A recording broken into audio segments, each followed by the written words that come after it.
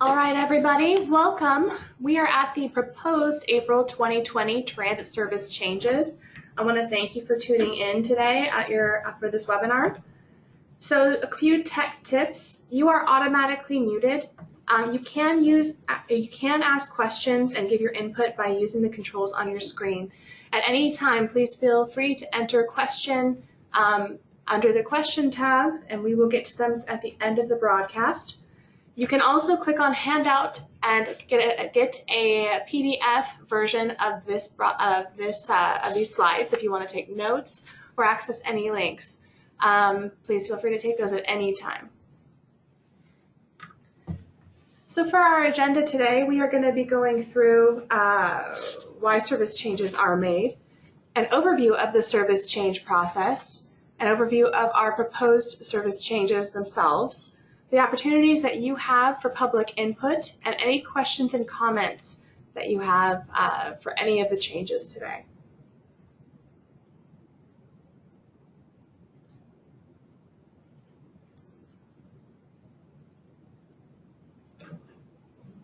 So a little bit about why service changes. Valley Metro and the Valley area go through service changes twice per year, once in April and once in October. Overall, this is to help develop an effective regional transit system. We look at our routes twice a year to make sure that we're serving the public as effectively as possible. We're heading to those places that are seeing new growth, and that we are possibly trimming routes that don't see as much ridership, so we can use those funds in the most responsible way possible throughout the valley. Changes are determined in a couple of different ways. Valley Metro, being the regional transit authority, will take a look and see at a regional perspective what transit needs need to be assessed, what changes might need to happen. We also take feedback and changes from our municipal partners. So those cities in which you live, if they see an area of growth or an area where they want to focus more attention to, we take a look at those and make changes in harmony with them. We also take a look at your public input. So this is an important part of our process. Your comments, and we'll always go back to the cities so we can see where you want to see bus service or rail service. Oh, we have some more attendees. Thank you for attending. Looks like Taylor's in here now, and Mark. So thank you guys. We're just kind of going through the service change process. Right now we are in the middle of our public outreach period, which runs November 4th through December 6th. That's a 30-day period where you can log any comments on any changes, and they will go back to the board and to the cities making those changes. We are looking at board action in February of 2020. Valley Metro funded or operated service goes through the Valley Metro Board, and any City of Phoenix funded or operated service goes through City of Phoenix City Council. If you have any questions about what route is which, please type in the chat box, let us know. We're happy to go over that. If these changes are approved based on the feedback and based on your cities or Valley Metro, they would go into effect on Monday, April 27th next year.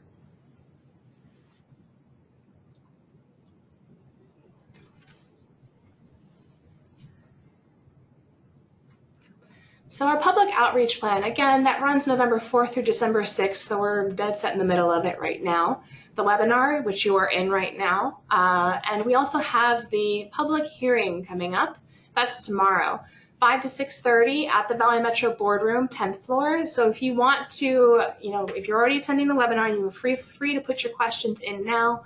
If you want to have more questions, or if you want to talk to any of our city planners or Valley Metro planners, please feel free to attend. That's in downtown Phoenix at the 101 building on the 10th floor. All right. Oh, some more attendees this time. Cool. We've got a pretty good list here, guys. So we have our upcoming speaker is Joe Gregory, Valley Metro Service Planner, Service Planning Manager. And we are going to first do a poll, though, because I would love to see where exactly we're getting our listeners from today. So we're going to launch, where exactly in the Valley do you reside? So if you could just go ahead and fill that in, Northwest Valley, Glendale, Peoria. Southwest Valley, which is Buckeye, Goodyear, Avondale, North or Central Phoenix, the Northeast Valley, Scottsdale or Fountain Hills, or the Southeast Valley, Tempe, Chandler, and Gilbert. Right now it looks like I've got a pretty high lead in North Central Phoenix, guys, so thank you for that. And I'm going to give this poll a few more seconds. We're going to go to a full minute, and then I'll close it.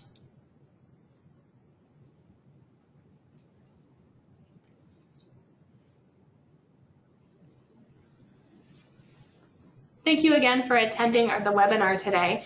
We really appreciate your participation and any questions that you guys have. So feel free to type in questions at any time in the chat box. We're going to get to the questions at the end of this presentation, but we would love to answer anything that you have concerns about. And we should be getting to the end of our poll now. Perfect. So I'm just going to close that. All right. So we are going to go ahead and hear from, it looks like we have a very high percentage from North and Central Phoenix, which is great. Let's go ahead and see Joe Gregory, Valley Metro Service Planning Manager, is going to take us through some of our changes today. Okay, thank you, Jessica. I'll be speaking about the April 2020 changes, and we also have Kevin Tang here from the City of Phoenix, and he'll be talking about the Phoenix changes. So first, we have our overall map that shows all of the changes that will be that are proposed to be taking place. So we'll go into each of these in detail in the following slides. We'll start with some of the proposed schedule adjustment. There we go. And the first one is on Route 42. That's the Chandler Express. So we're looking to modify some of the trip times to better serve the riders, and particularly we're looking at the outbound PM times. So currently there's the time between the trips is not consistent, and we're looking to make this a little bit more consistent and a little bit more easier to understand for the riders who are using those trips.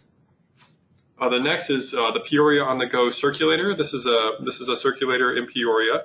It runs every half hour bidirectionally through the city of Peoria, and it also connects to the Arrowhead Town Center. This would modify the schedule to decrease wait time at the time points, so that riders are not sitting at time points on the bus as we go along. Joe, I'm going to jump in just for a question.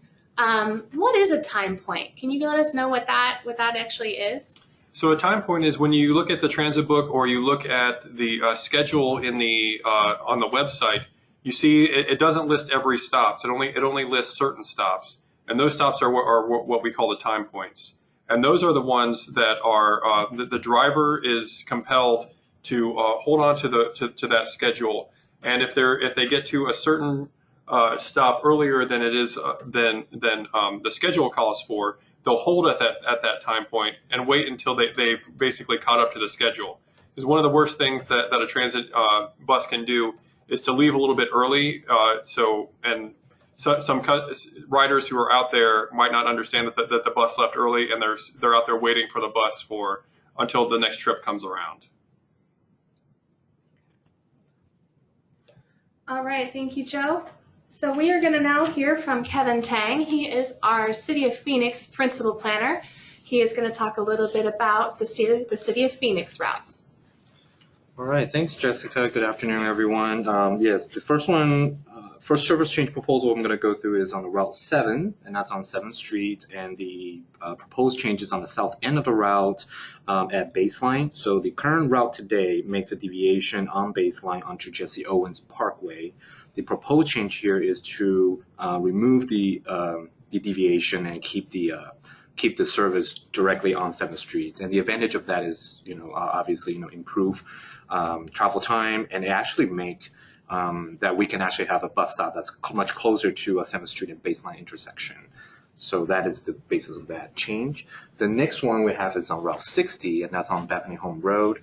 We actually make a change on this, I think a year or so ago, where the routing goes on the east end on Bethany Home Road. It turns south on 16th Street and take Missouri Avenue to 24th Street and make a one-way loop around 20th Street back to Bethany Home Road. But from looking at the ridership that we're we're getting on the new section that we added a few years back, that we're not getting a whole lot of productivity there. So we're proposing to change the routing to go on 16th Street to go south directly to Camelback Road, and then on east to 24th Street. An advantage of this is that it will provide a direct access for between Bethany Home Road and the shops around 16th Street, 20th Street area. And the next one is on the Smart Circulator. Phoenix has a few circulators. This is the one that services the Sunny Slope community. And our proposed change is threefold. There are three sections that we focus on this time. The first one is a deviation on 8th Avenue to service the Mountain View Park, and that will be between us. Cinnabar and Sherrill Drive is where they will make a quick deviation over there to provide a direct access to the Mountain View Park. And then the other two are closer to the Sunny Slope Transit Center. The first one is from the Sunny Slope Manor, which is on Ruth. Right now it actually makes a east direction to go north to the Sunny Slope Transit Center. The proposed change will have it go west onto Central, so they can provide better access to the Walmart at the intersection of Dunlap and Central.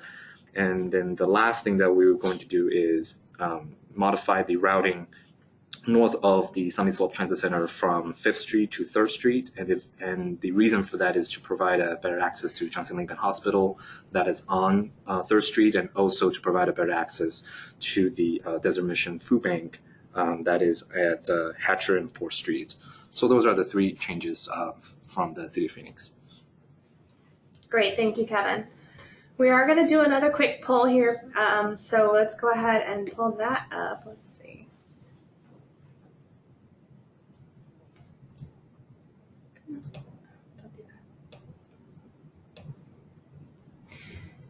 All right, so which forms of alternate transit do you use in your daily commute? So we have a couple of different options here, just out of curiosity: light rail, your regular bus routes, neighborhood circulators, bicycle, or carpool. So if you're a multimodal commuter, you should be able to select multiple options. So please click whichever ones you regularly use. And we will give this, it looks like another 30 seconds. Thank you to those that have commented already. We did get a few comments, but they're just being logged as comments and not questions. But if you do have a question, again, please put it in the chat box. We are happy to get to those at the end of the presentation.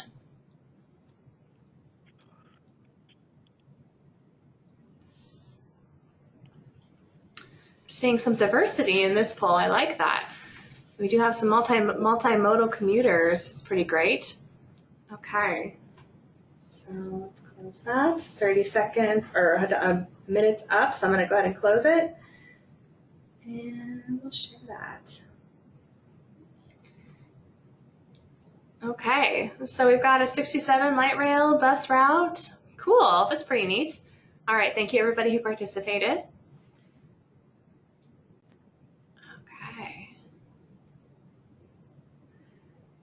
And just a quick reminder for everybody, just a few bus tips, bus travel tips by TRX.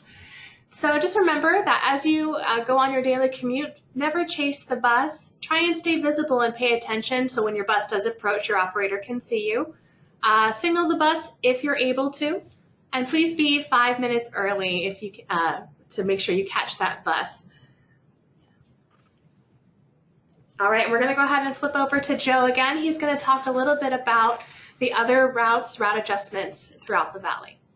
Thank you again, Jessica. Yeah, so now we're going to talk about the changes that will affect the actual routing of the route. The other ones were more schedule adjustments. These ones, we're changing where some of these routes are going. So the first one is Route 81 on Hayden Road and McClintock Drive. At the far north end of the route in Scottsdale, currently it serves the Mustang Transit Center, and right now it continues through both directions of the Mustang Transit Center and makes a turnaround north of there. Our proposal is to change it so that the bus would turn around within the Mustang Transit Center. It's a large roundabout, and so it would no longer go through. It would only serve directly in the roundabout. And I believe we have. Oh, sorry.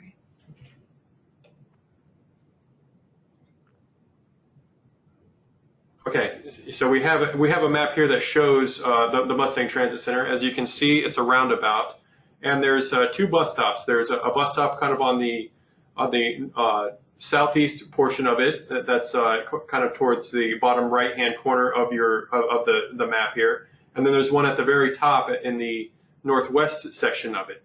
Currently, since Route 81 continues through both directions. It goes straight through the Mustang Transit Center, continues north, turns back around, and then we'll come back and hit the southbound stop that's on the west side of the street. So the proposal would be it would no longer go all the way through the roundabout. It would turn around within the roundabout. And the very important thing for everyone to know is that for those who want to continue south, who want to take the Route 81 south, they would have to use the northbound stop. That's the stop that's on the southwest corner of the intersection. They would need to use that stop in order to access the southbound direction. So we'll have some signs out there. We'll have some A-frames and some communications to make sure that everyone understands how that works. But again, this is a proposal, and if anyone has any questions or any concerns about this, please send them in through us. The next one is Route 96. So this is currently, the route is currently serving this location in the Sycamore Transit Center, but right now it's on a detour. It used to just stay on Main Street, but there has been some construction involved. And the stop that it used to serve on Main Street, that's a little bit east of the Sycamore Transit Center, has been removed. So the route right now is going inside the Sycamore Transit Center, inside the bus area. So this change would only make that change that's already happening. It would make it permanent, and this would be the way it would be reflected in the website and in the transit book and all of the other materials.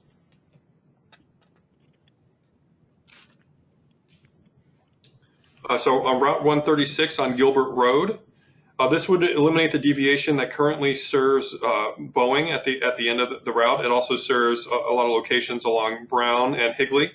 So this would, right now there's 2 trips each direction in the morning and afternoon that serve this location. This would eliminate those trips, and so that they would stay on. The route would stay on Gilbert the entire time. There would be no longer any deviation to Boeing or to any of these other areas. So this is a proposal for April, and if anyone has any additional comments or any questions about this, also please send those in.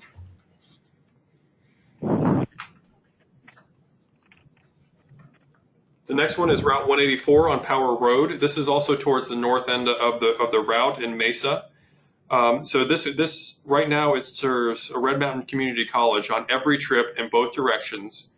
So it deviates off the route on Power and serves the Red Mountain Community College.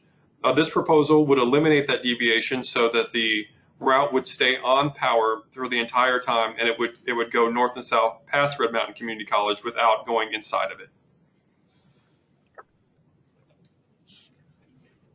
And then Route 685, the Ajo Gila Bend connector. This is our rural route that goes all the way down to Ajo through Gila Bend, through Buckeye, and then into West Phoenix. This change would actually take place in the West Phoenix portion of it, around 95th Avenue. Currently, it goes on 95th Lane, but we've been running into a little bit of some safety issues on that area. So we're proposing to move the route out to 95th Avenue instead. A more kind of a wider, more busy street that's more conducive to transit operations. And so this is more of a safety concern that we're trying to keep our riders safe and keep our operators and everyone who within our system to make sure that there's no safety issues for any of them. And then the Avondale Zoom, this will begin serving festival fields sometime within the next month. So this service change would make that a permanent change in order to serve that park on every trip in both directions. You can see the festival fields in the bottom left corner of the map. So right now it goes within about half a mile or so of festival fields. The proposal is to extend the route so either direction, clockwise or counterclockwise, it would go into the festival fields, turn around within the festival fields, and then continue the rest of the route. We're hoping that this really supports this new park that's being updated, and it's able to bring riders in to get them to all the places that they need. All right, and that's the overall service changes for April 2020. But please let us know. Our public hearing again is tomorrow, November 20th, from 5 to 6:30. It will be at the Valley Metro Boardroom on the 10th floor in downtown Phoenix. If you have any questions or you want any kind of disability accommodations or alternative formats, please contact us. That's at customer service number or at my email address. You can always reach us online. Hopefully some of you already completed the survey at the valleymetro.org/service changes, or you can email at input@valleymetro.org. That will be also logged into our overall report. You can comment anytime by calling customer service, even outside of the public outreach period. That's at 602-253-5000.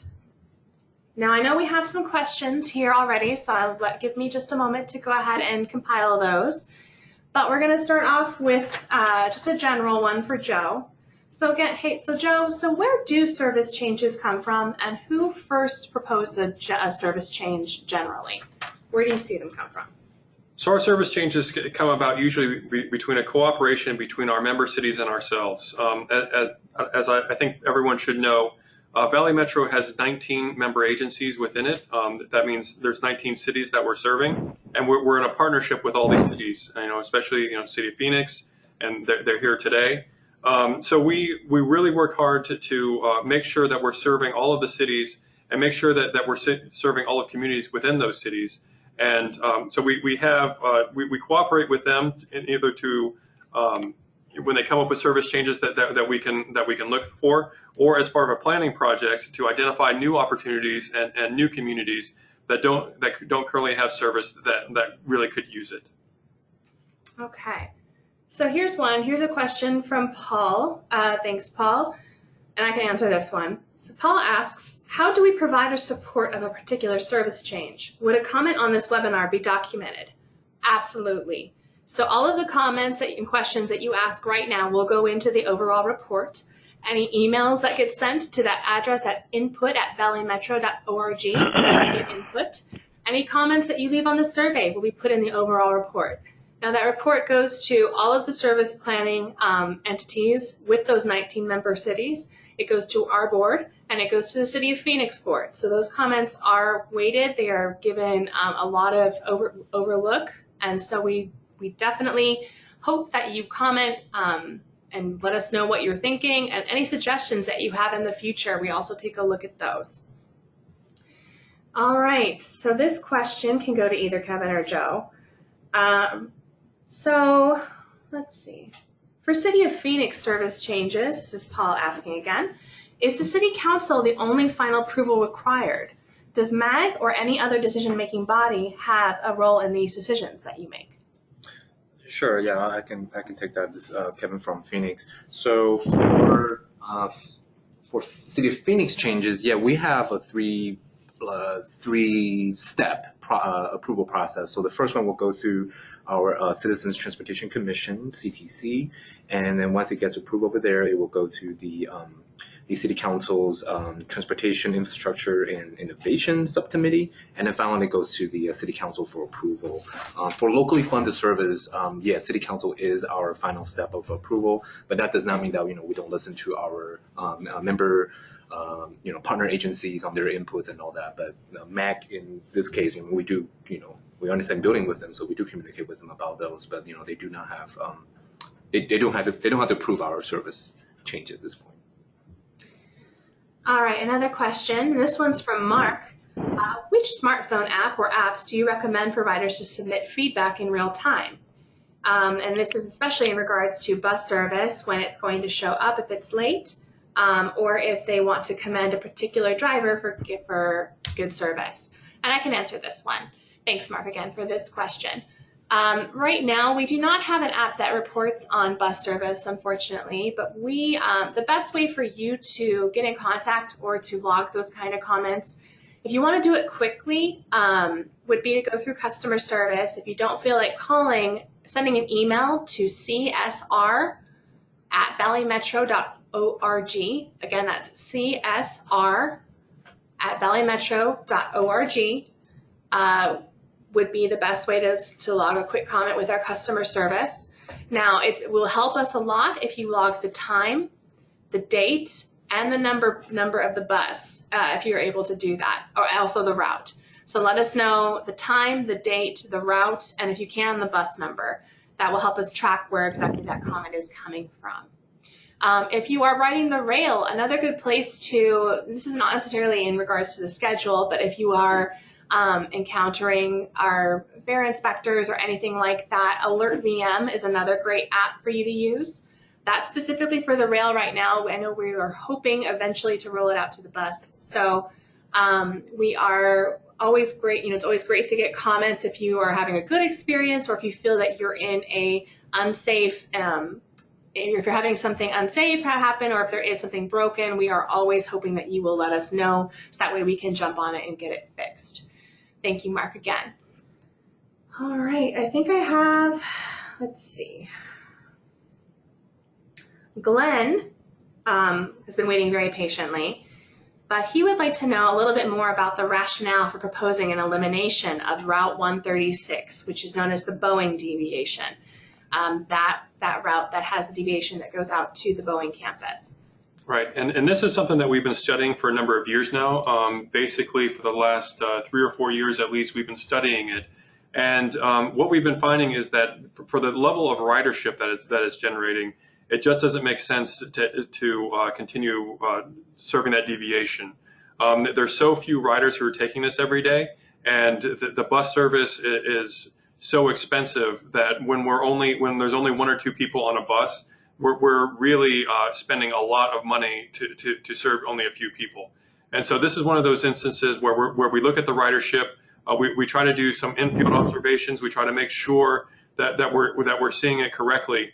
But then when we see areas where there's not enough ridership to justify the service, that's when we go to the public and ask them to comment on any kind of changes that we're making to get rid of that service. And that's what we're doing now. I mean, don't think that anything in here is set in stone or anything like that. If we will certainly log everyone's comments, and we want to hear from everyone, and we will continue to study it, and we'll look through all of the available evidence in order to make the best decision on this route. So that being said, I know that City of Phoenix did do a lot of public feedback gathering, especially in regards to the Smartcirculator, Kevin. Can you let me know, can you tell us exactly how that public feedback was taken into account when you guys were suggesting the Smartcirculator changes? Sure. So for the Smartcirculator change, we were initially contacted by the Council District 3's office in regarding, I guess one of the constituents had asked about making a change to service the community garden, which is by the park.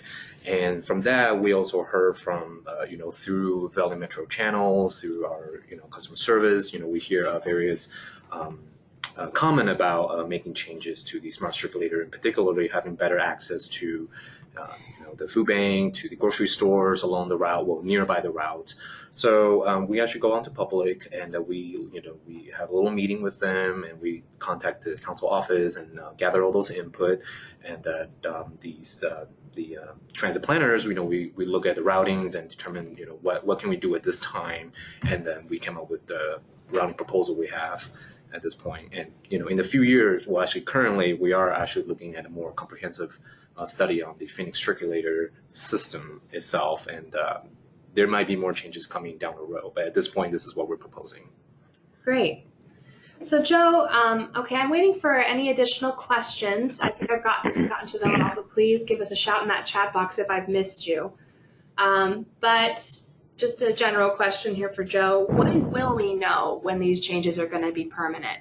When are we going to be sure? Okay, so at least for our changes, it's anticipated that these will go to the Valley Metro Board on January 23rd.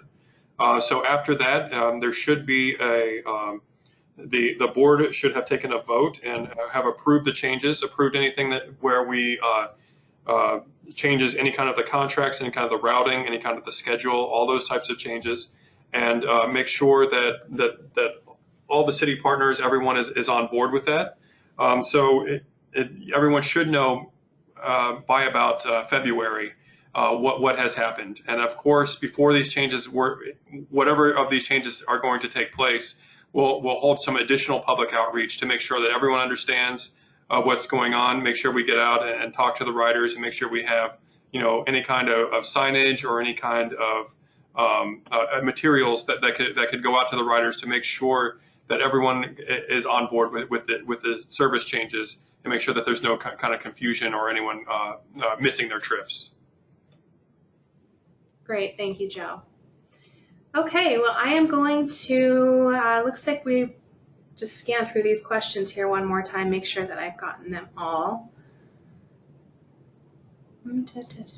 Okay, well, thank you again for attending this online, the online webinar. Now, this recording will be made available as soon as I can attach it to this file. So we will have that available if you do have, if you do want to see it again, or if you would like to share it with anybody.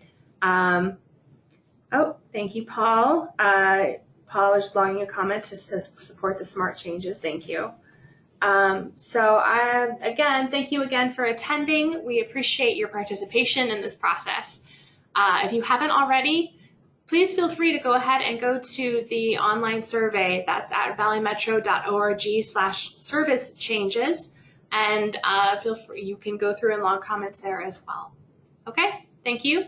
Have a great day.